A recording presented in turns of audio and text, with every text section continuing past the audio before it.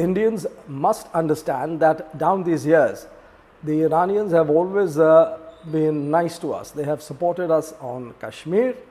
They have sold us oil in rupees. This was seen in 2012 when sanctions were imposed on them by the West and by the Americans in particular.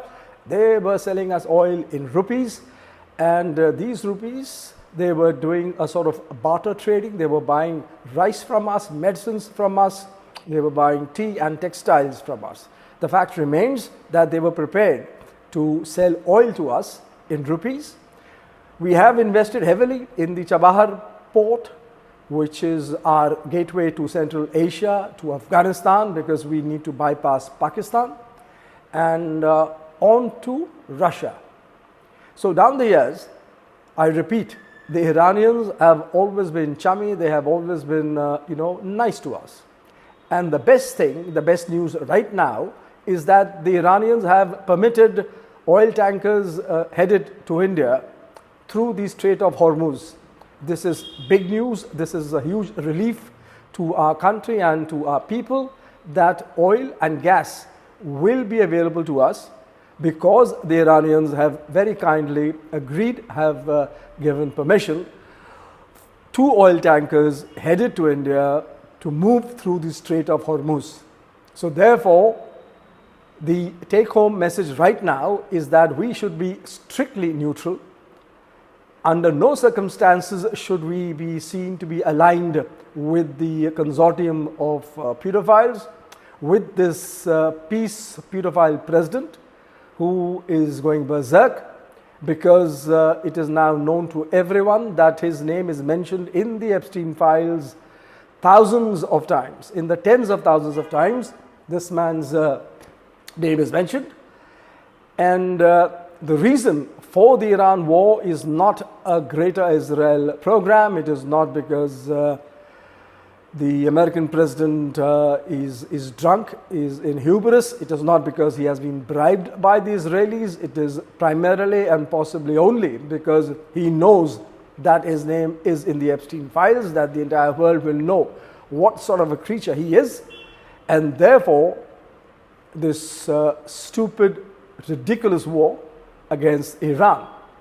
And we must note that the Americans have this peculiar obsession with the little girls.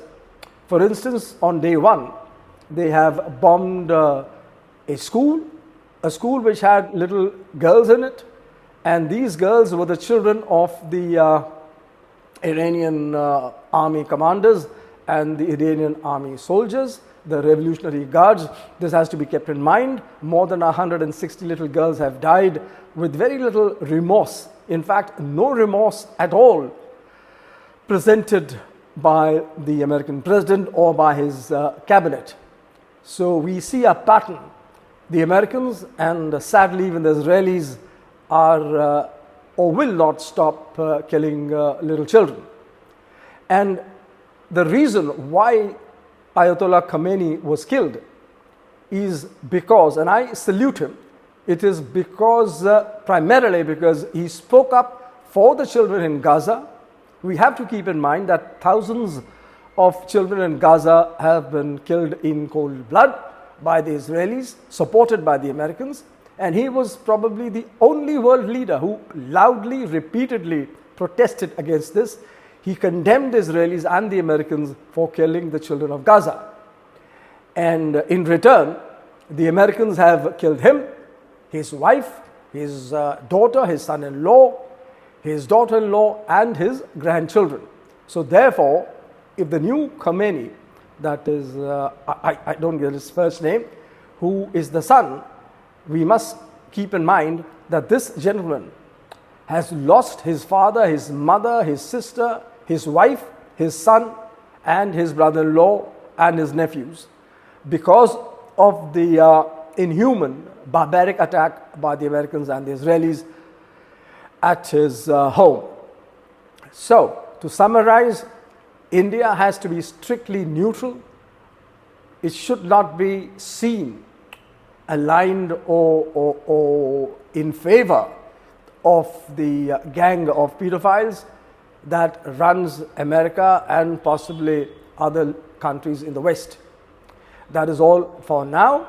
We must keep in mind that the Iranians have very kindly, I reiterate, very kindly permitted the tankers coming to India with oil and gas to sail through to the Strait of Hormuz. And this will be a good time to tell you that just about every American base has been destroyed in the Gulf region. Just about every American aircraft carrier has fled. One of the biggest aircraft carriers and one of the most lethal aircraft carriers, which is named Abraham Lincoln, right now is more than 1,000 kilometers away from the Strait of Hormuz. There was another aircraft carrier which was supposed to be coming into the Red Sea through the Suez Canal, that is parked in the Mediterranean, because the Americans are petrified of the new missiles with the Iranians. These missiles can gather speed of 7 Mach or even 10 Mach. 1 Mach is the speed of sound. That means these missiles can hit these aircraft carriers at a speed of 7,000 or 10,000 kilometers per hour. That is 3 to 4 kilometers per second. The Americans have absolutely no interceptors, have no way of checking or blocking these missiles. And it is said that about 36 of these missiles have been parked in Iran right now. They have been given by the Chinese. Apart from this, the Israelis have realized to their discomfort that they have run out of interceptors, and above all, the interceptors are incapable of anyway stopping the new Iranian missiles, that is the Shahad-2, which is an ICBM which moves at Mach 15. The Israelis just do not have the time to catch the launch, pick the trajectory, and decide the impact area within 4.5 minutes. That is the time which this missile takes to hit its target in Tel Aviv. And now the entire world knows that Tel Aviv is more or less leveled. And another bit of important news is that Mr. Netanyahu has not been seen or heard for the last 72 hours. It is rumored that he is either very seriously injured or possibly we are looking at a mortality. Thank you very much.